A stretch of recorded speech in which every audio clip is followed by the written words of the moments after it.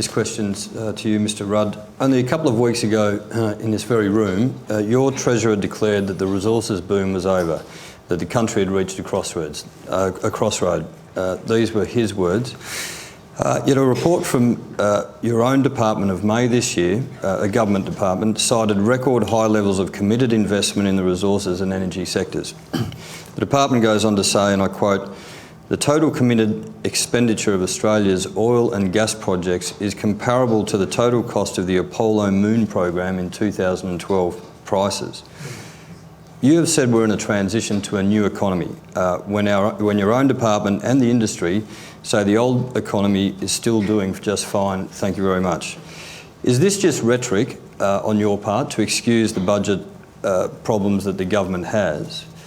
Or can you outline tonight precisely what you mean by the new economy? What are we supposed to be transitioning into? And where people can expect to get jobs from this new economy? Simon, that's a critical question. I believe it goes to the absolute core of the economic debate which lies ahead of us for the nation. On the question of the end of the China mining boom, or more broadly the resources boom, this has been a decade long in its evolution, and it's been critical, not just for WA and for Queensland, but for the whole country. We've had this huge addition to our nation's wealth permanently as a result. Now, mining industry has been fantastic at doing that work. But the truth is, if you look carefully at China's economic growth model, they are changing their model. They're changing into a less resource-intensive economy.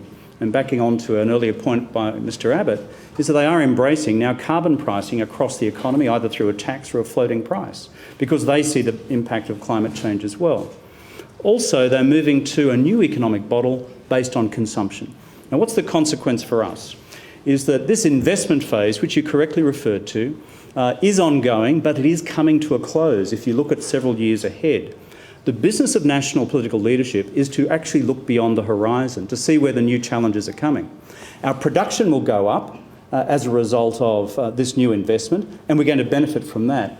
But we must prepare for this great economic transition to an economy where we don't have the ability to put all our eggs in one basket. We must diversify the economy, and you ask where the new jobs would come from. Through boosting productivity and through taking advantage of a lower Australian dollar, you then see new jobs emerging from our manufacturing sector. Not an old industry, but I believe an industry of the future. Also from agribusiness across the country. We have terrific farm production, which can find new markets in Asia, which is why we're negotiating a free trade agreement with the Chinese, to get access to those ag markets, but also in critical service industries as well.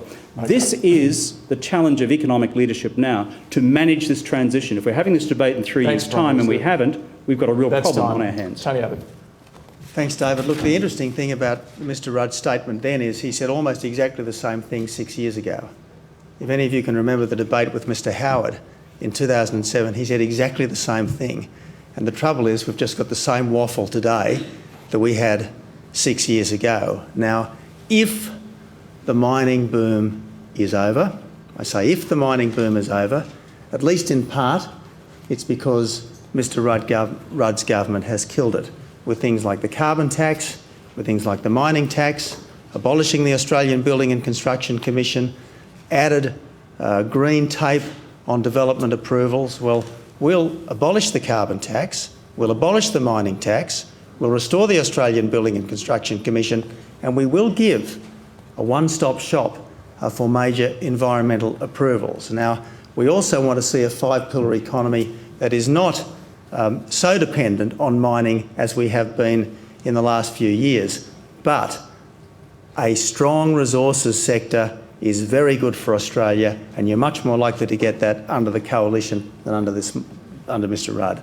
We're fast running out of time. A lot of issues. I just need to add one point there. We do need to. There was a reference to what I said 6 years ago. What I said 6 years ago is this: we have to prepare for the day when the mining boom is coming to an end. It's actually absolutely right. And what I am saying, well, Mr Abbott, you might laugh at that, but what you rendered was a little inaccurate. What I'm saying is you need to prepare for the future.